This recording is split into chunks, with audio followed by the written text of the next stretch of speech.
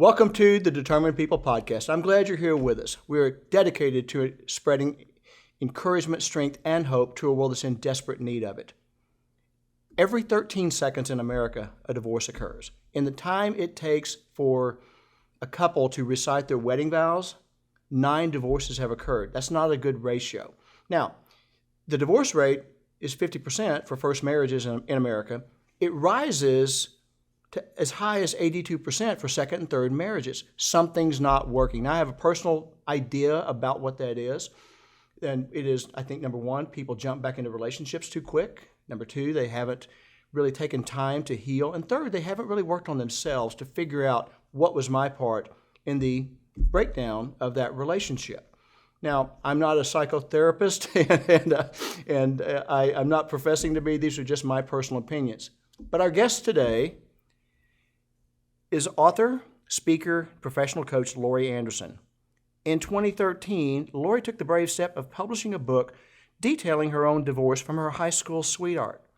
The book is called Divorce with Grace, and in the book, Laurie gets deeply personal and shares her story of heartbreak and pain. But she doesn't just stop there. Laurie gives the reader steps to take in their own lives to help with healing, and today we're going to talk about healing from the pain and trauma of divorce. So welcome, Laurie. Thank you for being here. Thank you so much for having me. It's an honor. I've been looking forward to this. So I want to say sharing your personal story is a brave thing to do. It's hard to do even with friends one-on-one, right? But you're sharing it with the world. In fact, one thing I think is really cool that you did is at the beginning of each chapter, you printed excerpts from your personal journal. That is really cool. Why did you write the book? The reason I wrote the book is because it was literally a calling on my heart. And I kept getting that nudge from God to write this, write this, write this. And so I went ahead and started writing it. And then I would be busy. I was a single mom with 2 young boys. They were 1st and 5th grade at the time. And, between school and football and baseball and all of the things, Sure. Busy life in general, that I would put the manuscript on the shelf, so to speak, because I just didn't have time. I had to okay, when I have time, I'll work on it a little bit. And then I just kept getting that sort of tap on the shoulder from God saying, come on, girl, get on this. It's timely.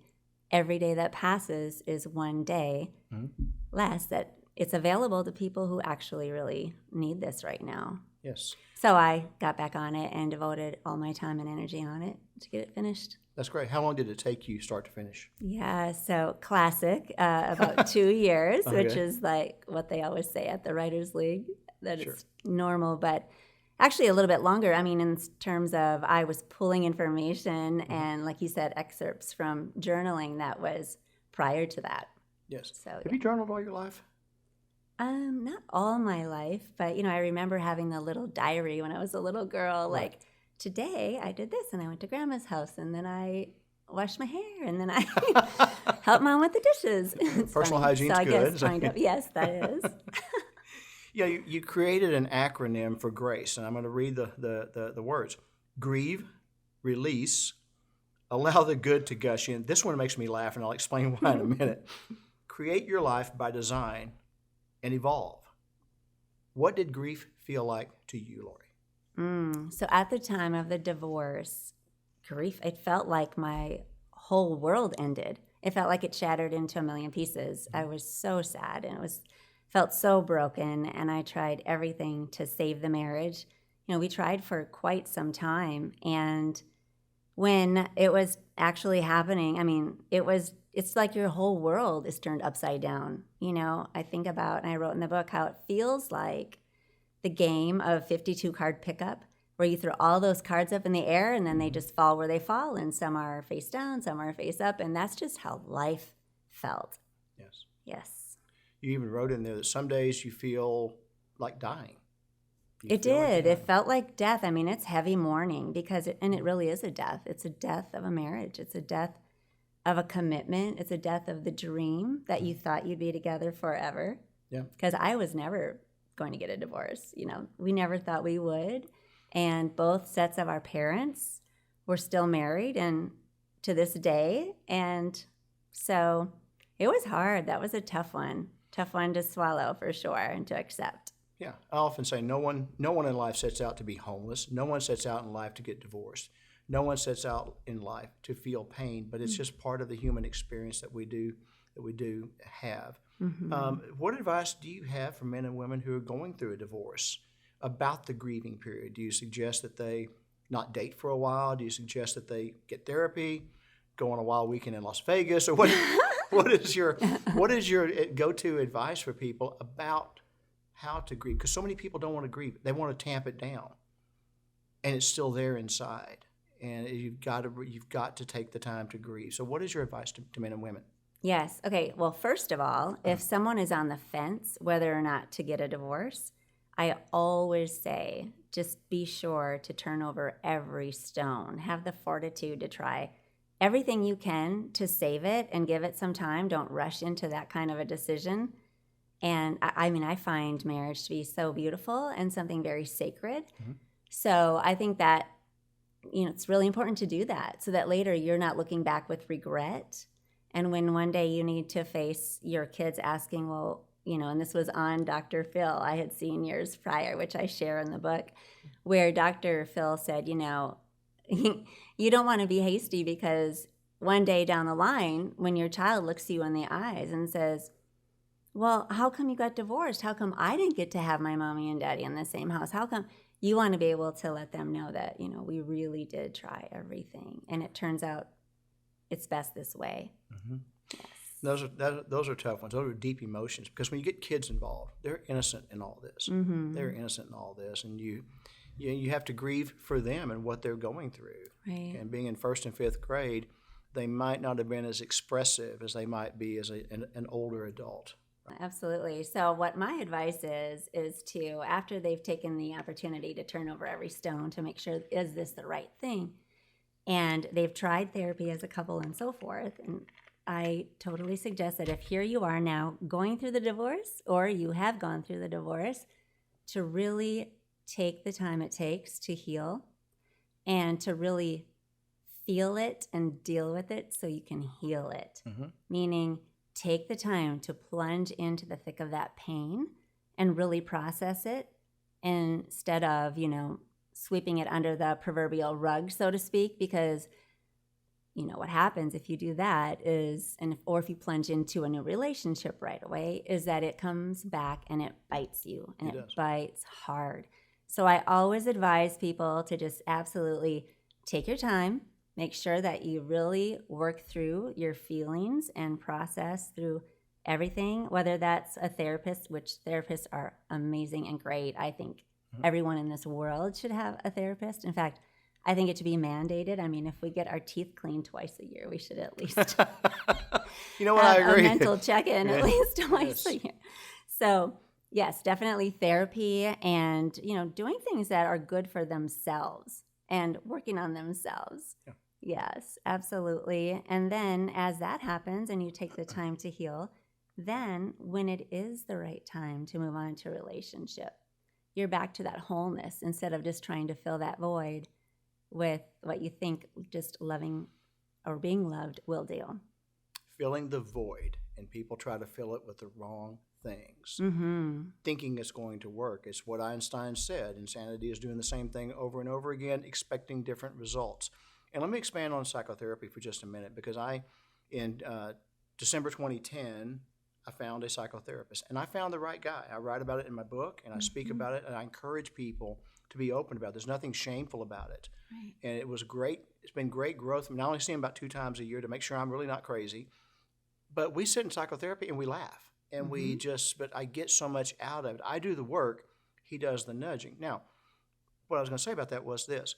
He would always say to me, if you get a feeling of anxiety, or if you get a feeling of fear, if you get a feeling that it's just uncomfortable, he said, what do you do? I said, well, I typically will get busy doing something. He goes, don't. Sit with it. Sit with it. He goes, yeah, sit with it. I go, I don't want to sit with it. He goes, I know you don't. But the longer you sit with it, the less power it has over you. Yes. So the next time that out of nowhere that feeling came up, I sat with it. And it sucked. It really sucked. Because my proclivity was to get up and go do something, right? But like you said, if you sweep it under the rug, it's going to come back and bite you hard. Today, I don't have those feelings come up. Excellent. So it's just doing the work. Self-work sucks. Self-work is hard. If it was easy, everybody would do it. Right. Because it's hard and worthwhile, and you look at things through a clear prism. It is so worth it, though. It is so worth it. It is so worth it. It's one of the best investments you can make, really, because think about it. If you had not taken the time to do that for yourself years ago, you said 2010? Yeah, 12 years ago. Okay. So if you had not done that, you would have been in a totally different place right now. I've right? thought about the that. Yes. trajectory I've of thought where about you that. can go and be and do when you work through things or get a coach or a therapist. Amazing. I was fortunate because God led me to the right person. The first guy I met, there's nothing awe-inspiring about him. It's just that it was right. So I'm grateful for that. And like I say, I am open about it with everyone because I want people to realize there's no shame involved in that. In fact, it's one of the bravest things you can do is to go seek out guidance to work on yourself. You do the work, they do the gentle nudging, they do the guiding. So Yes. And everyone has a therapist nowadays, practically. And I think it's great. In fact, now that I'm in the dating world, if someone has never had therapy, I just go, oof, maybe a red flag. You've never dealt with your things, because everyone has, obviously, things. Most have, but I do know a few that have not. But again, there's no shame in it. Absolutely. Moving from grief to release. Saying that you're letting go, and sounds good. We've all heard "let go, let God," and that sure sounds good until you have to do it, and then it's just harder than you can imagine. But how do people get to the point where they're ready to let go? What steps do they need to take to get there? Well, of course, time is a healer, number one, and taking the time to reflect and look at the dissolution of the marriage. And even if it was 90% the other person, look at your own part and own it and learn from that. And in that process, you are refining. It's like going through the refining fire, so to speak, right? And some would call that hell, but yes. Yes. In fact, when I was going through it, someone said that to me. When you're walking through hell, do not stop to build a house. Just keep on walking. I think that's in the book. What you have to do. Yes, I do mention that in the book. You have to just keep on taking one step at a time, one foot in front of the other, and keep going. And in the process, also taking your time to feel the feelings, let that go. One of the biggest and best ways to let go is to forgive.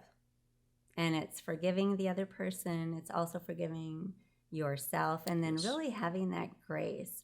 I'm sure you all were doing the best that you knew at the time. And so going through all this process can help you really have grace for yourself and grace for the situation, the divorce itself, and then ultimately grace for your former spouse. And we'll talk about that a little bit later on because you showed that. You're not just saying it, you actually showed that. You have an active faith life, and how was faith helpful to you in going through what you went through in the divorce? It's helpful in so many ways. Just, I was very prayerful throughout all of the process, throughout even, before getting divorced. And I really, when it was the really hardest time, when I said I felt like my whole life was shattered and you fall into a million pieces, so to speak, I just imagined myself crawling up into God's hands and just being wrapped up in a cocoon of God's love. And that brought so much comfort.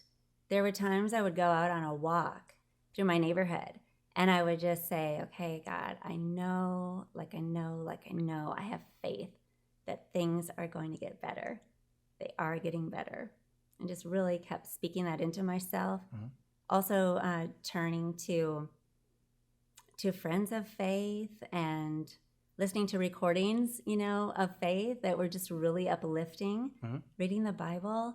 I had written Jeremiah 29:11 across my mirror to remind myself that the plans for me are good and getting better all the time. Yes, absolutely. Yes, we all know 29:11. I quote 29:13 often. You will find me when you seek me with all your heart. And I don't know many Bible verses, but I know that one. And I actually wish they'd put that ahead of 29:11 because it changes the context of 29:11. You'll find me when you seek me with all of your heart, because I know the plans I have for you, declares the Lord. Plans for good, plans to give you a future and a hope. So anyway, that's my own little silliness. But what do you say to people who don't have a faith life? They can't really relate, or maybe they're unchurched. Maybe they had a faith life, but they're angry with God. Right. They don't feel His presence there. They don't believe He's really for them. They think He's sitting up in heaven with His arms crossed, looking to strike us down every moment. What do you say to those people? Mm-hmm. Well, just to really trust and believe that all of this which is happening is serving your highest good in some form or fashion, if you can be open to that idea and allow it, and to really allow it, and take your time, work through this process, and one day it won't hurt as much. It will be better. Things will be bright again. Yes. And this is a big reason why I wrote the book and do this coaching, is because I had seen so many people who had been through a divorce, and it was 10 years later and they still hadn't fully dealt with it. And so they were basically stuck in a rut and only living half a life. And I did not want that. I did not want that for myself, and I do not want that for anyone else. So by just really leaning into it, leaning into the process, you can get to the other side so much faster. Mm-hmm. And then you can even find the fruits out of it. And you can find that this can be a really fantastic evolutionary experience for yourself. Absolutely can. And the last one is, of course, evolve. But it is an evolutionary experience, because we are people. We're human beings. We're human becomings, if you will. Mm-hmm. And if you're not growing, you're probably getting stale and going the wrong way. And growth is hard. Right. Growth is hard. And I just really want to instill into people that hope. So when you ask about whether someone's of faith or not, just for anyone, just knowing it does get better. Yeah. It does. Just remember that. Tell yourself that every single day. Set your timer on the phone to tell you again and again throughout the day if you need to. So oftentimes people will show up at church, they haven't been for years, when they go through some mess like a divorce, and you did, but you'd been going to church. But I think that was in the book where you pulled into Riverbend Church. But I always say to people here, I say, look, if somebody who hasn't been to church in a long time has a storm thrown in their face, and they come here, two things. Number one, they are acknowledging that there is a deity. And the second part of that is they're acknowledging that they believe God can do something about their situation to make it better. So starting with that one, maybe, I challenge the pastors. You know what to do. I just say that's my thoughts on that one, but that's for y'all to figure out. I'm not a pastor. I'm just a regular old grunt, right? Yeah, that's funny. Yeah, I do write about that, how I turned into Riverbend at that time. And what that was is, so I had been I've been going to Riverbend for 25 years now. Wow, man. And that was, I guess, about maybe 13 years ago when that moment happened, to where that was toward the end of the marriage, and I was coming from a therapy session. And by this time I was really understanding, that, there might be a reason that it's not working throughout all the tries, through all the counseling we had, through the separations and the getting back together and starting the divorce and stopping the divorce and another separation, getting back together, and just finally, I had to accept, maybe God has another plan for me, and that's why I feel like I'm constantly hitting my head up against the wall and not getting anywhere. Mm-hmm. And really had to surrender to that. But I was coming back, and it was as if the car led me. Like, where are we going? Oh, we're going to Riverbend. It was midweek. And so I went in and just asked to speak to one of the pastors, to get some counseling, because the hardest part for me was that I had made this promise to God, that when I said I do, that was the hardest part, that I had to overcome and understand that. Mm-hmm. And then I understood that, God didn't want things that were happening in the marriage, and it wasn't right for this to keep repeating, when there wasn't a resolve. So I had pulled in for that reason, and it's great. Riverbend's awesome. They've been here for everything. I often say, if people would do like I did and just wander into Riverbend, they'd start going to church because it is different. Right? It is different. It is It's awesome. true to what they say. Just come as you are and experience the grace of Jesus Christ. Mm-hmm. And if they ever deviated from that, I'd go somewhere else. But they've never deviated from that. So I'm grateful that I wandered in Riverbend one Sunday morning. I know. I love it. There's a lot of grace. Absolutely. Mm-hmm. So it is a grace church. Now let's get to the gushing.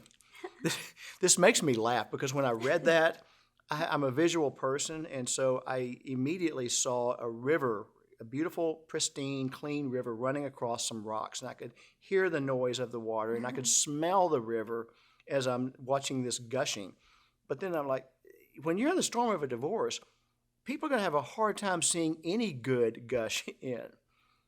Like I said, you say sometimes that you feel powerful. There are times you feel like dying.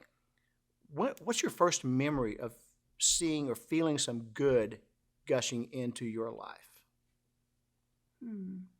Well, I really saw bits of good all throughout the process, but it was very intentional to be looking for that, and writing out what I'm grateful for. That helps a lot, for sure. It's once someone has gone through the release process, so you're divorced by now, basically. And after you've done the healthy aspects of going deep in and feeling the pain and releasing the pain and all the different, releasing techniques that come along with that, then now it's like this clean slate. It's a clean slate. So you can now just open yourself up to allowing the good to gush in. God wants to pour good into your life. Sure. Wants you to have amazing experience, and you can. So don't get hung up on feeling guilty or thinking you're not worthy now or you can't have good things again just because you've gone through this. So that's why I write about it. And yes, it's about giving yourself permission to allow the good to gush into your life. That's a good way to say that, because sometimes people that have gone through something beat themselves up. They're not kind to themselves and feel like they don't deserve goodness. Does that make sense? Absolutely. And even if they're not recognizing it on a conscious level, that can be happening subconsciously. So then they're basically putting walls up and doors up to good that could be coming in. True. Blocking the goodness. That's right. Yes. You reading the book, and I'm not going to go into all the stories, but there was some incredible madness you were living in. I mean, one thing, I'm going by memory here, but one day your husband said he wanted to restore the family and reconcile everything. The next day he said, "I want to buy a Ferrari and move to Dallas." I mean, I think I'm pretty accurate on that, right? But then you reconciled for 2 years. How were you able to reestablish trust with your husband? Okay, so it wasn't a Ferrari, just saying. Okay. But yeah, that's a classic image, right? Yeah, go get the red Ferrari. Yeah. Midlife crisis. So no. So the order of things at that point, when that happened, that was at the time when the actual divorce was happening, and I had served him. He asked me to get the papers because he was traveling a lot, and it would just be easier. And so I said, okay, because we were both in agreement at this point to go ahead and move forward with a divorce. And so he asked me to do that. I went in and did that. So when he came back, I was showing him the papers. And at that point, it said in the papers, like it's standard terminology that no one can spend more than, at least at the time, it was like $2,000 on something without there being an agreement, so you don't drain any accounts, right? Sure. And so, and then he was mad for that. He was mad at reading that. He didn't like that at all. I guess it probably spoiled some idea. I don't know. But he got very livid, in fact, and left and went straight to a dealership and bought a new car, a convertible, and completely against the completely decree. against Yes. it. Absolutely.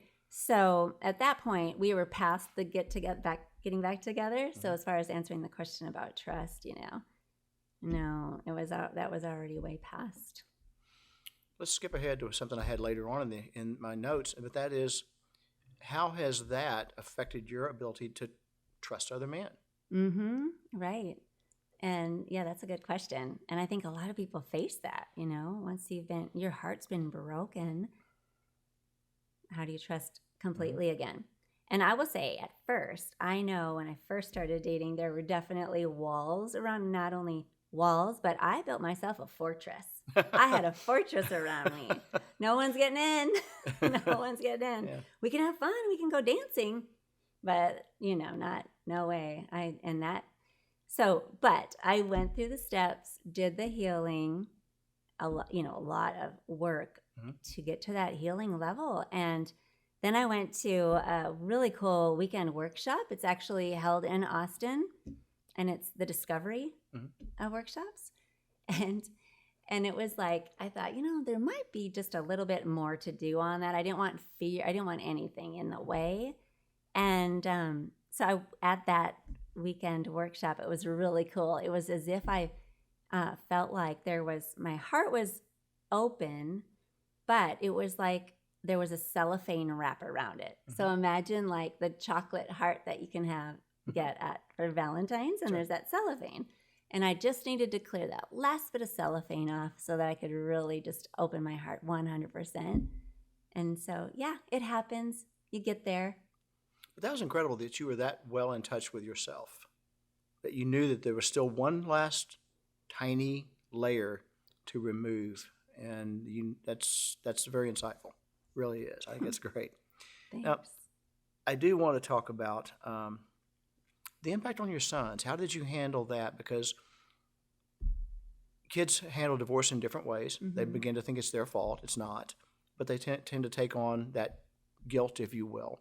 And then you have the up and down of the normalcy, then the reconciliation, then everything blows up again. How were they able to handle that? What was that like for you, seeing your sons go through a grieving process? Yeah. So when we had separated, the time when we had gotten back together, they were quite young. Yeah. They were like 3 and 6.5 or 7. Okay. And we were apart for 6 months where my boys and I moved out. And then when we reconciled, which we had gone through some therapy and we had done some work, and we knew, like, you and your my husband at yes, the time, right? Yes, thank you. And because about 3 or 4 months in, and the divorce had started, and we're living separately, it was like, what are we doing? We know we love each other. We have these beautiful children together. We wanted to save the marriage and keep the family intact. And so at that point, we started doing deeper work, deeper counseling, and he was going to counseling, all the things that could work. Sure. And we went to the divorce care. There's one for recovery, and went through those questions and processes. And then we ended up moving back in. It was like 2 days before Thanksgiving. So after 6 months of being apart, and they were thrilled. They were so happy to have one house and everyone's back together. That was great. And then... And it's holidays, too. Yeah, and it was holidays, and my parents were here, and they helped with the move, and we were all celebrating how wonderful it was that we had reconciled. And, really at that time, it felt really good because, you're doing the deeper work, you're getting past the things, and at that point, we would even, share with people that even though it was horrible and it was hard, because we were able to save it, it was worth all the pain because we ended up on the other side better, grew closer, and all of that. And that was great. For a year, it was amazing, great. And then it started to unravel, and commitments that were made and promises, and the continued work stopped. And then it was very quickly a downward spiral, which was brutal. But then at that point, that's why there might be a bigger reason here. I don't know. Yeah. And you have to accept. That's a great perspective to think of. There may be a greater purpose through this. And, one of those was the book, which came to fruition as a result of that. Right. On page 57, you write about saying goodbye to all things familiar, like waking up with the family intact, holidays, celebrations, birthdays, etc. How long was it before your new familiarity kicked in as actually your new routine, if you will? Yeah, that took a minute. I bet. So, yeah, at first it's so strange just to have everything so different, And so I remember the first time that my boys were with their dad for the weekend, like the first time we were apart. And I always would go past my boys' room later at night when they were asleep before I would go to bed and check on them one last time and say a blessing over them and give them a little extra kiss and go to bed. And to go past their room and it was empty was gut-wrenching. Oh, I did not empty, like that. It was really sad and hard. And then also the first holidays are especially difficult. And, close relationships that you had had with his family, his side of the family, were different. And thank God I'm still like really close to his mom and dad. And it's so beautiful. It's different, naturally, of course. Also, it's very strange. It was for me, just the flip from having someone to snuggle with every night, and all of a sudden this is big bed and you're all by yourself. And then you just, Pillow doesn't quite cut it, right? Well, I got a big pillow. Not quite the same, but I know what you're talking about. But you get used to it. You do. You get very used to it. You did something that some people might even call radical. You gave away your wedding dress. I mean, you could have actually set it on fire in a funeral pyre or something. I've heard of people doing that. Yes. But why did you give it away? Yes, I've heard of people doing that too. A fire, or you like there was an episode on the show where they had a lady's gown at her like divorce party. They had her gown on a mannequin and they all took turns with a paint gun and shot it up. Oh, no. It was hilarious. But okay, so why did I do that? Why did I give away? Well, that was part of releasing for me. And I had this, beautiful dress and there was no reason for me to keep it. What am I going to do with it? And I just thought, if I could bless someone else and they could, use it, because there was this great charity. It's a Christian group that, they accept things like that. And so, but I honored it. I took it down off the shelf. I opened up the box and looked at it and just, thought about that moment and that day and how wonderful that was and honored it that way. And then just really kind of blessed it and like said, make sure this is clean and clear for the next person. Yeah. So it can be a great blessing to someone else. Yeah. Absolutely. And that's how I see it. I was joking about the funeral pyre and stuff, but to give it away and the way you did it was a way, again, it was a way that honored what it served in your life at that moment. Now it can be, as you say, a blessing for someone else, right? And I think that's wonderful. You wrote a letter to your ex and you published it in its entirety in the book. What made you compelled to write the letter? Yeah. What compelled you to write the letter? Okay. So I was actually at a workshop out in California, and they didn't ask us to do it, but something that we were doing and a movie we watched just I don't know, it was the short answer is every cell in my being just felt to write it. And as I wrote it, tears were just streaming down my face. And I remember one just dropping off my nose even onto the page. And just really wanted to, it was an honor. It was an honoring letter. It was addressing and honoring. And for us to ask for us to move forward in a very loving and kind way for the sake of the children and for us and for all, because we were brought together for such a time as that. And I think it's just beautiful when you can transcend above any bitterness and walk forward in kindness. The letter reads beautifully because you can glean what somebody is feeling when they write. And there was nothing negative about it. It was actually very graceful, loving, kind. Did he respond? Yes, he did. So it took me about a year to deliver it, and it felt like the right time. And it wasn't that I was holding on to it. There was a move in between, and then it was in a box. There's all these other elements. But I had to laugh to myself. I was like, wow, it's a year later, and now I'm giving it to him. And the next day he called me and said that he really appreciated getting that letter. And I also had said in the letter how I forgive him. Yeah. and to let go if he's holding on to any guilt or shame. You encouraged him, yes. You encouraged him in a very sweet and kind way, and a loving way, actually. I loved it, and if people have got to buy the book to read the letter, is worth their time. I want our viewers to know something. When your oldest boy graduated from high school, you invited your ex to a party at your home to honor your son for the graduation, and he came. And we've got a picture of all of y'all together, which I think is so cool. But what was his response when you invited him to your home? No.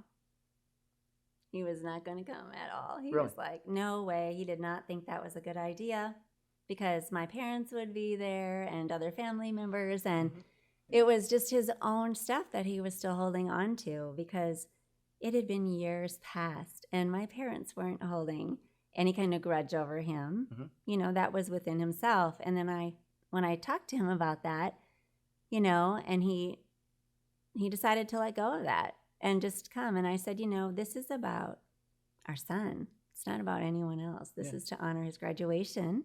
And I know it would mean the world to him if we were all together, and that's great. And, just really assured him it's going to be just fine.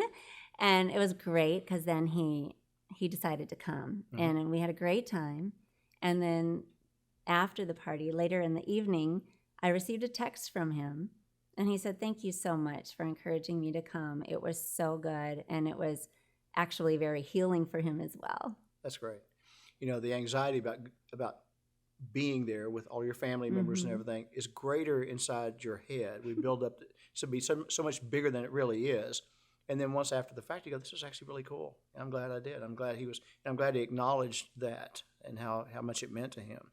Lori, you encourage your readers to write a letter to themselves, a letter of gratitude and honor. How does someone know that they're ready to write that letter? To themselves? Yes. Start writing. Really? Yes. So maybe it takes a while, not just one setting, but it may take a month, a week, a year. It could. Sure. It could, but I wouldn't want anyone to not start it because once you sit down, you might keep going and write it all right then and there. And it's just so important to honor yourself and to speak lovingly into yourself. Yes. We're always talking to ourselves. And I probably made a video about the two voices. One's encouraging and one's discouraging. Which one are we listening to, right? But it's so important that we are honest with ourselves about, I shouldn't have said that or something, and then try to be better, but also be kind to yourself when you need to be kind to yourself. Honor yourself, because all of us are creations of God, and He sees us all the same. And we need to remember that we are good enough. If we're good enough for Him, I'm good enough for everybody else. But that gratitude and honor, I'm all about gratitude. It's a life changer for people. It truly is. It is. I want to end on a high note here, and that is you end the book in the most peaceful way possible. And you've got appendixes back there to help people to put down together plans for their life, to get them through the steps that you write about. But the end of the personal story was where you and your boys are out by a body of water. It's a beautiful day. And your youngest son comes up to you, and I don't know how old he was. I don't remember how old he was at the time. And he says something in kind of a Yoda style of speaking. He says, "Today would be a good day for the skipping of rocks." But it was the most peaceful, just beautiful ending to that book. The arc of the entire story, from the beginning to the madness and the roller coaster of your life in between, to reconciling, forgiving, being grateful for all of the good that gushed into your life and continues to. You're still a pretty amazing young lady, but I love the way that you ended that. It was just peaceful and happy, and I I'm a visual. I pictured that scene. So you skipped rocks. We did. Yeah. We started collecting all the right rocks for skipping, and it was a great day. It was a fun picnic at the park, and I just was really reveling in all the good and noticing the joy and watching them push each other on the swing set. And he ran over, and we'd been tossing the football, And then he just said, Mom, would today be a good day for the skipping of rocks? I'm like, yes, it would. You can't say no to that, Right? You can't say no to that. So just recently, you started a new YouTube channel. Mm-hmm. So tell our audience about that. Okay, sure. So it's a YouTube channel that is designed to inspire and embolden people to live their most amazing life and just really, really know that you are absolutely deserving of that. And then I give tips and steps on how to do that. There's a lot of encouragement, and I'm a life coach, and so I give away tips in those videos. Mm-hmm. Yeah, so the whole idea is to just really spread some light and positivity into this world. We need more of it. Don't we? Yes. But they're great. And the videos that you do are high quality and they're short, which encourages people to watch them as well. Thank And you. the content is excellent. So you can tell you put a lot of thought into that. So I would encourage people to subscribe to your YouTube channel. Thanks. And so what does the future hold for Lori Anderson? Well, we'll see what God tells me next. Yes, every day I'm super intentional. Like I ask, God, what is your will for me today? Because it's always so much better than what I could ever imagine for myself. And so we'll see. But I will say that I am in a huge transitional year because, I have my two sons. So they're both seniors. One's a senior in high school and one's a senior in college.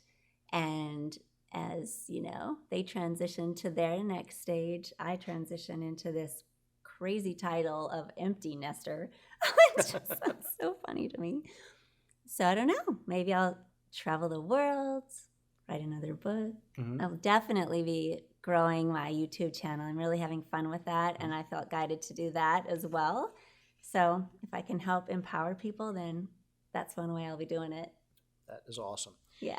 Anything else that our audience needs to know about you? We have your websites on the screen so they can find you there, contact you, and I encourage them to.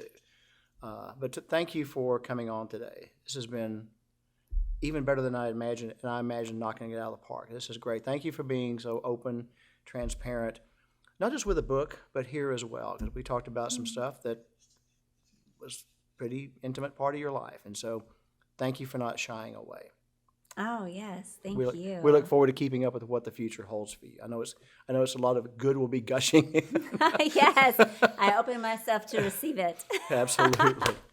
Thank you so much. Great. And thank you for doing this podcast and all the positivity you're putting into the world by doing this. It's awesome. Thank you. I try. All right. And thank you for being part of the Determined People podcast. Lori's story is one that reminds us that you may be going through some real pain. Some really traumatic hell in your life right now. There is hope. There is hope beyond what you're feeling right now. Don't run from the pain. Sit with it, as my therapist told me. Sit with it. The longer you will do that, the less power it will have over your life. You have the ability to control your thoughts. Always remember that. Thoughts are things, and they're powerful. You have the ability to control your thoughts. So thank you for being part of the Determined People podcast. I'll be back tomorrow with another 1-minute inspirational thought. By the way, if you like the podcast, would you go on iTunes and drop us a short review? It doesn't take but a minute. If you don't like the podcast, don't worry about that review. We'll be fine without a negative review.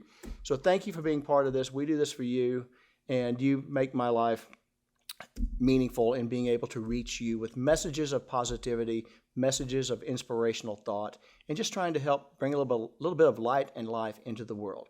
So until next time, everyone, be well.